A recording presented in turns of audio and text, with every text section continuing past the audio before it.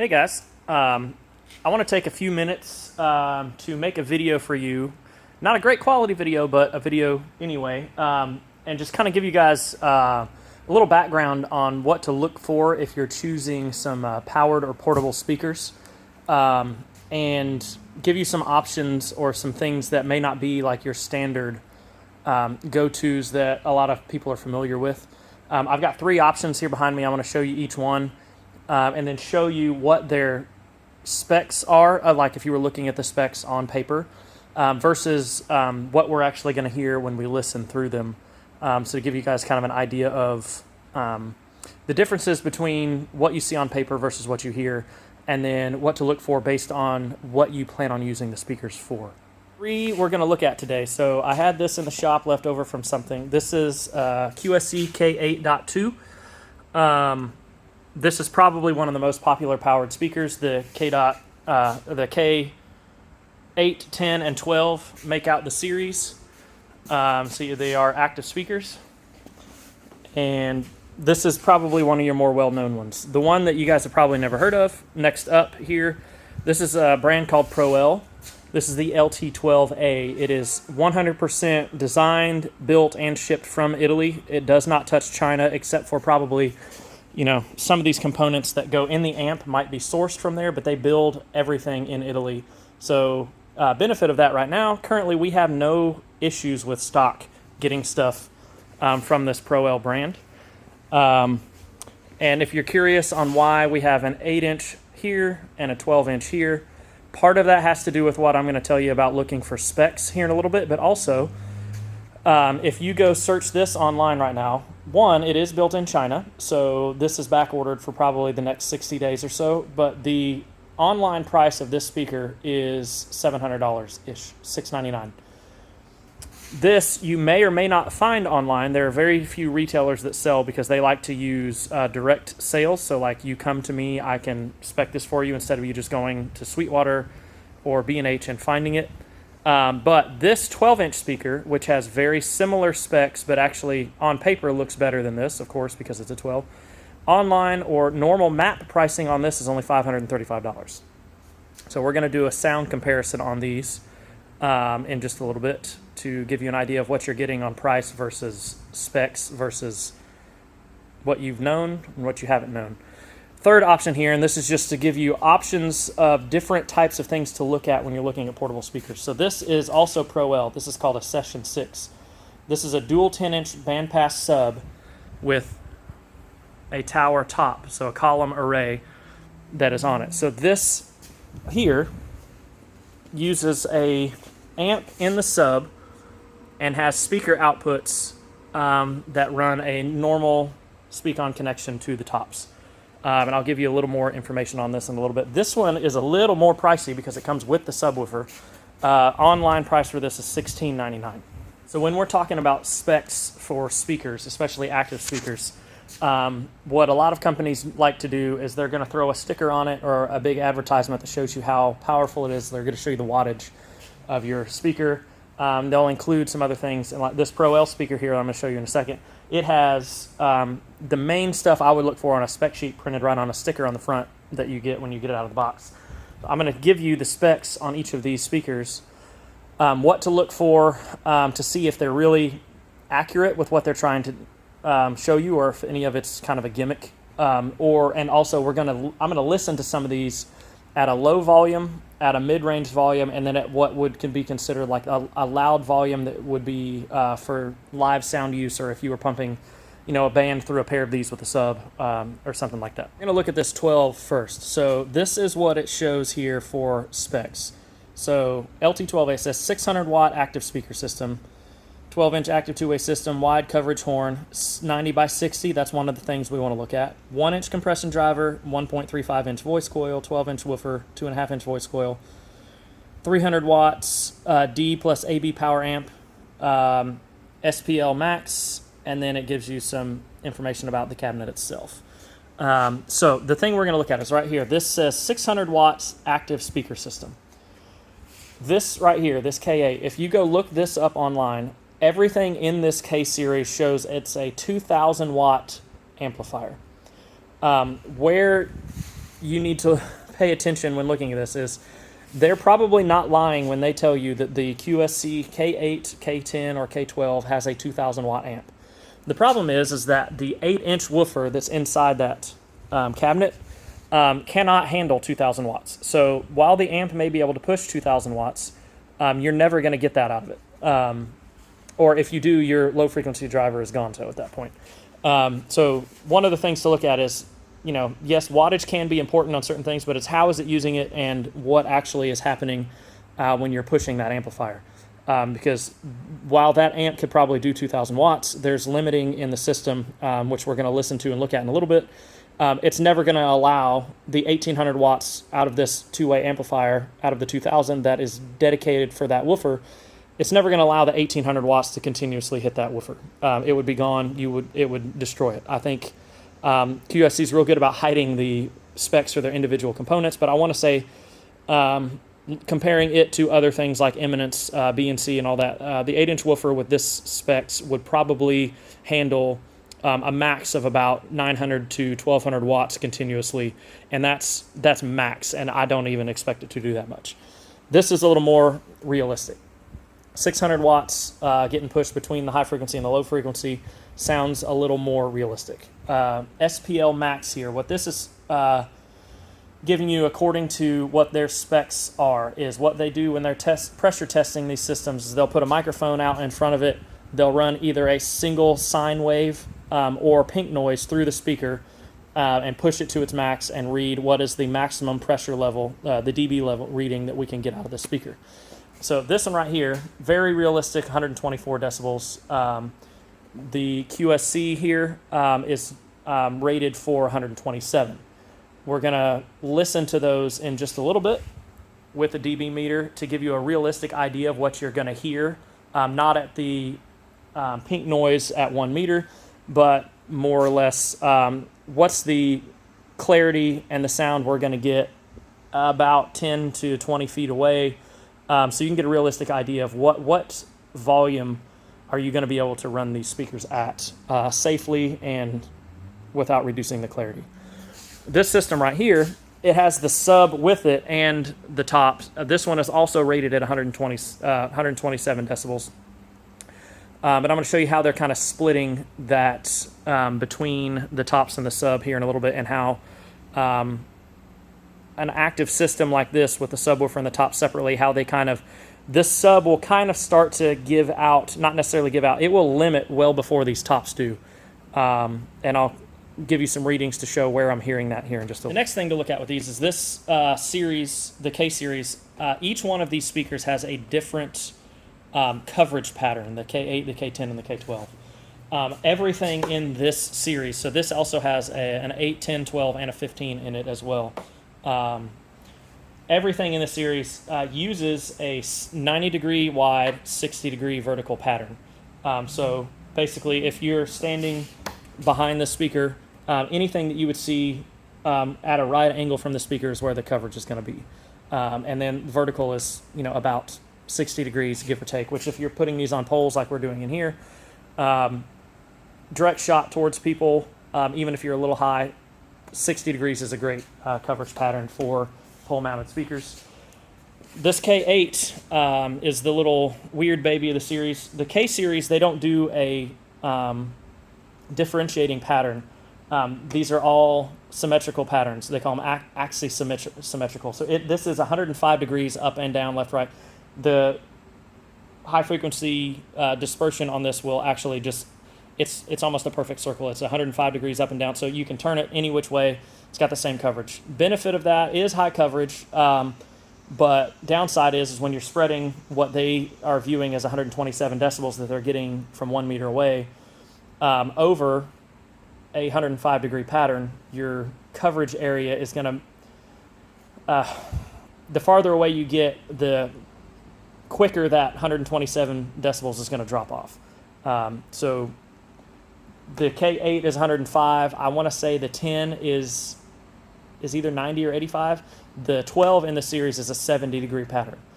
So it gives you a little more vertical coverage if that's what you need, but horizontal coverage for the K series, for the K12s, does not cover as wide of an area as other speakers like these do that are 90 degrees, which is pretty average. If you get up into very high quality boxes that are way more expensive than these, you can buy different patterns, anywhere from 60 by 40 up to 100 degrees by whatever.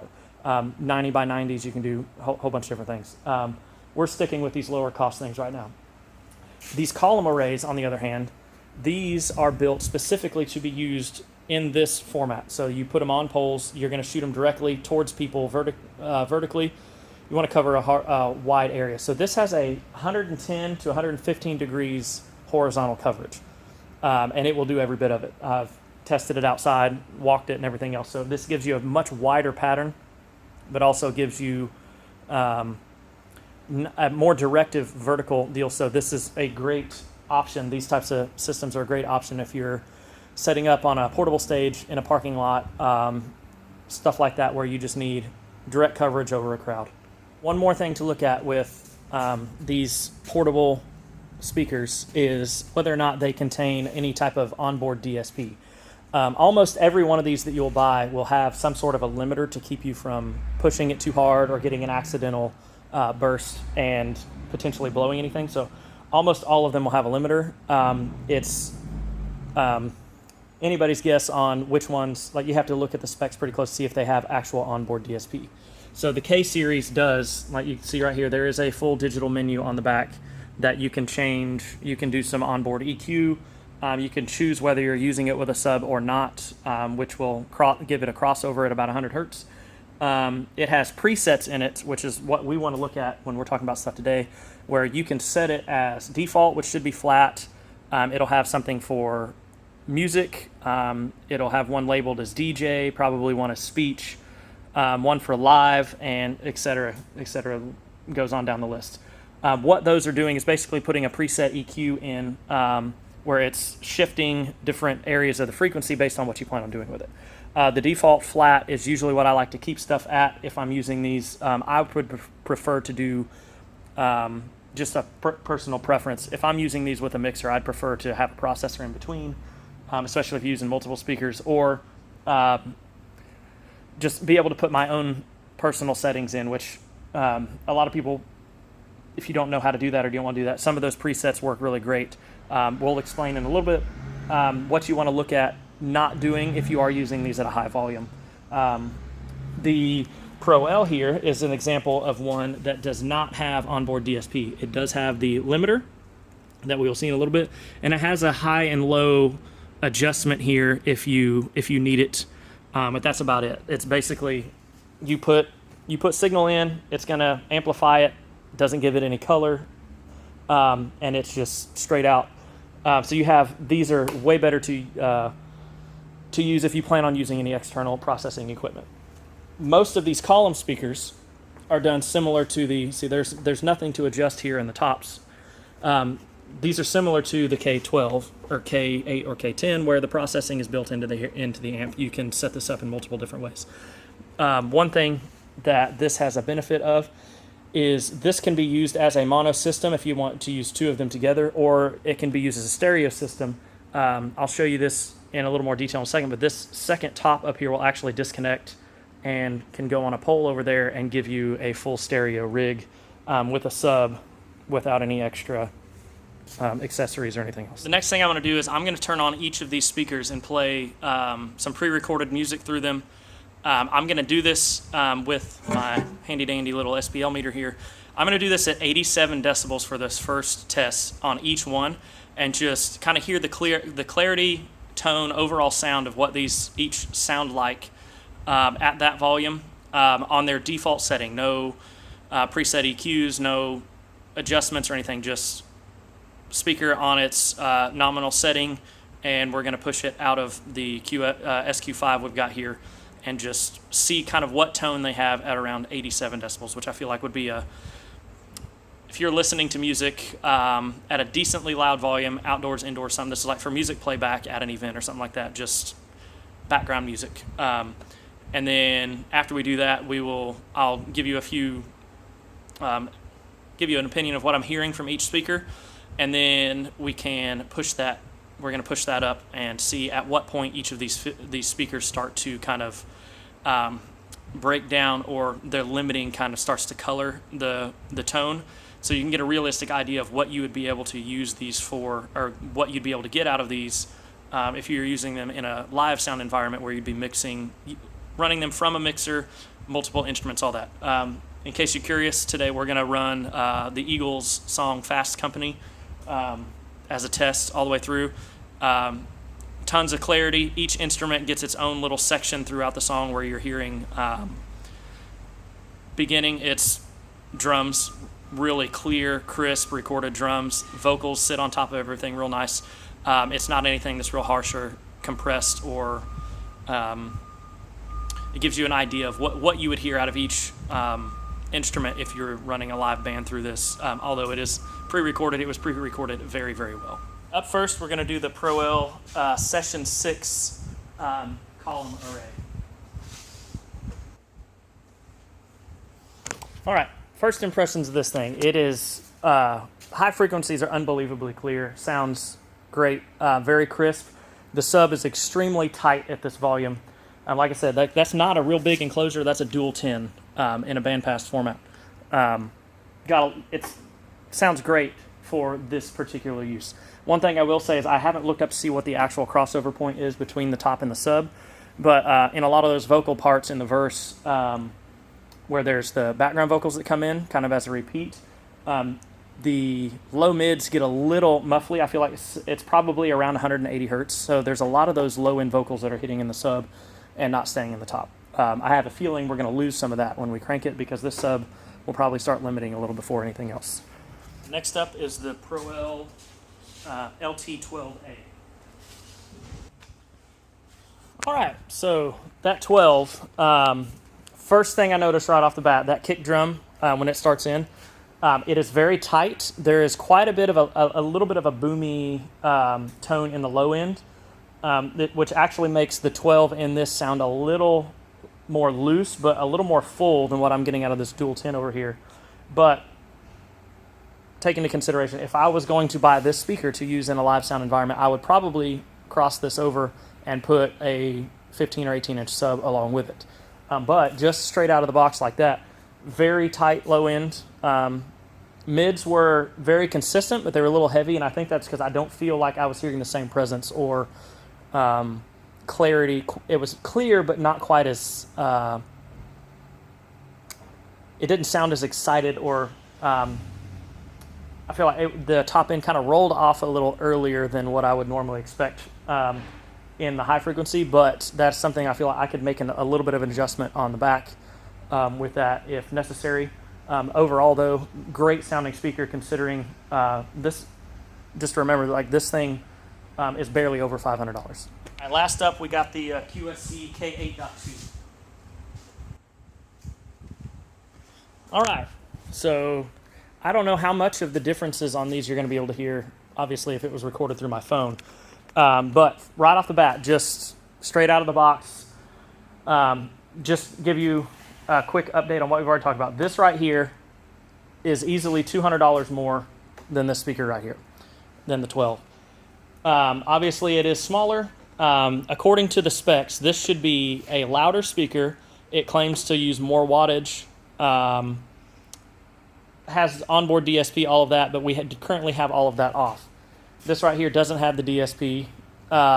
Larger speaker, but way lower in price. Getting back to what I just heard from this, so straight out of the box, even without the DSP and stuff on, I feel like this already was sounding compressed, running it at 87 decibels. And what I mean by that is when it was just, that bass line, kick and snare, and that little guitar thing right on that intro, the kick drum and the snare sounded okay, but as soon as they came in with that guitar tone along with it, I could already feel like I was losing some of the kick and the snare. It feels like the top end and the low end are a little bit rolled off, even though we have the setup for use with no sub right now. So it should be getting full range. You could probably guess just by what you've already heard me talking about the speakers, I'm not a huge fan of these for live music. If you were getting this to run your lobby setup, run for a kid's room, for music reproduction, all that kind of stuff, it's a great speaker for that. I feel like this is what I would put in a category as of being a high quality DJ speaker. But when you consider the fact that this is $200 more than this, and this is even a larger set in the series where I can still get a 10 and an 8 in this, I'm probably going to avoid this speaker. I'm probably not going to purchase anymore. I'm never going to pressure you to not buy it, but I'm going to recommend something over this, especially when you look at this is, like I said, $200 more, and it does also it doesn't give you any other benefits. So $200 more always already sounds compressed, and we're sitting here right in the middle of all this COVID stuff. You're not going to be able to get a hold of this for 60 days. So even if this is what you wanted to settle on, it's not available. So built in Italy, plenty available. Whole series is available. Not available for at least 60 days, $200 more. But I'm going to continue. We're going to do this. I'm going to push these up to about 96 decibels. Just to kind of get an idea of what they do when you push them to the point where they're going to kind of touch their limiter a little bit, just to give you an idea of what to look for if you have a chance to look at speakers in the future, or you're looking for any advice on what you would purchase based on any particular use that you're going to be purchasing. All right, so I'm not going to include the videos of listening to each of these at those max volumes. One is because at that volume where my phone was sitting to record this, it's a jumbled mess. You can't hear anything. It starts to clip the microphone in the phone. But two, we've already made this video about long enough for me, including from the smaller deals. But I changed up what I was going to do just a little bit. Instead of pushing them exactly to a specific volume, I pushed each of these until I saw their limiter start to kick in, and then went back about, that's about 21, 22 feet, and did a measurement at that point. So this Proel Session 6, which is the column array, dual 10-inch sub, two tops, I was at that level. I was at 106 decibels A-weighted before I saw that limiter kick in. Bleeding ears loud. Perfect clarity in the high end. Didn't have any issues. The sub started to limit. Even though the limit light wasn't on, I could feel like I felt the max of the sub at closer to the 100 decibel range. But still, top end clarity is amazing. Like if you were looking for a mobile system and you wanted to get two of these, you would need to actually kind of bring the tops down in the settings in order to not overdo top end and top end clarity with as much as what this sub was pushing out. So if you had two of those subs with four of these tops, unreal. But like I said, online price is $16.99. We will always give you discounts off of that. The LT12A. Not as impressed as I thought I would be with the volume it got to until I remember the cost of the speaker. So this, I want to say I saw the limiter, which I could tell was because of the low end, right around the 99 to 100 decibel mark, which at 18 feet on a $500 speaker, not bad at all. I will say what I thought was going to happen did happen. As soon as I started to get this over the 90 decibel, 94 decibel range, the low end kind of settled down a little bit. The top end clarity came out. Never heard any distortion in the top end, but the low frequency did not quite keep up with what I feel like it should have if I was going to buy a box of this size to use for live sound. Obviously, I would definitely want to pair this with a sub if I was going to use it in that type of a setup. But like I said, this is a 600 watt active speaker. It's pushing about 125 to the top, probably 450 or so to the low. So not a super powerful speaker, but super impressed at what you could do with this at that price range. The K8. So the guy that tells you that he's a bad A speaker because he's 2,000 watts, can do 127 decibels, blah, blah, blah. I will say top end clarity stayed pretty consistent. I could tell it was compressing, but did not sound bad at all for the top end. Low end vanished almost completely. I would say I couldn't hear much under 250 hertz from about 94 decibels up. And it didn't hit the limiting until about 101 decibels at 20 feet. So limiting it, for the 2,000 watts and the amp and all that everything is talking about that it can push, it definitely gives you, even with an 8-inch, more volume than that 12. But like I said, it sounds very colored. It sounds very compressed. It would be great. I would have enjoyed listening to this outdoors as background music, wedding party, that kind of stuff, used with a DJ, especially if you pair this with one of the K subs and everything else. But again, I'll reiterate, this is, especially if you add a sub, way more expensive than going with something like that. So just my 2 cents in that. I think if you had this paired with a sub, it would also sound, it would be a decent setup. I would not have a preference of using this K series for live music. Just a personal preference. Take it as you will. If that's what you want, you can wait on that. No problem. I'm going to give you one more thing just as a bonus on the end of this video. It's the other benefit of using something like this Proel Session 6 that's over here. I'm going to show you how easy it is to turn this into a stereo system. So if you were, just consider this for a minute. If you bought 2 of the Proel LT12As, you're still sitting at just around $1,000, which is quite a bit cheaper than this, but you're still using 2 powered speakers with no sub at that point. Same thing with the QSCs, you'd be sitting at close to $1,400, so about $200 less than this to get a pair of those, but you still at that point have not purchased a sub. This guy right here, I'm going to show you real quick how quickly you can switch this into a stereo system.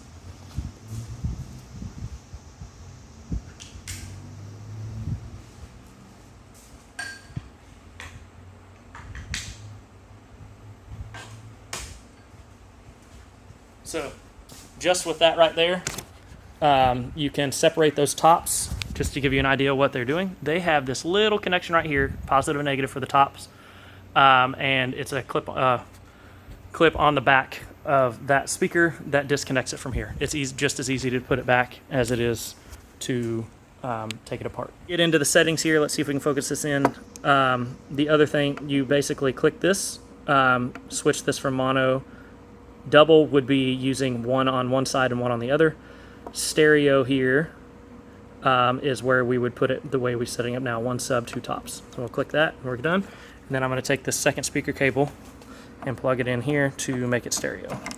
We have left channel, right channel. This pole that comes with it can extend up so you can get them both at the same height. But the volume that these things will put out, even in stereo configuration, I'm going to back this track up, hit play right here, and pull this up to the left and right. So yeah, this thing slaps, and I love it. Hoping that you guys will consider using some of these other brands that you wouldn't typically see on a site like Sweetwater or something like that. I'm loving a lot of this Italian-built stuff. It sounds amazing. They do a great job, and it's available, which is a big thing right now. As always, if you need anything, feel free to give us a call or email us at hello@unitymediaonline.com.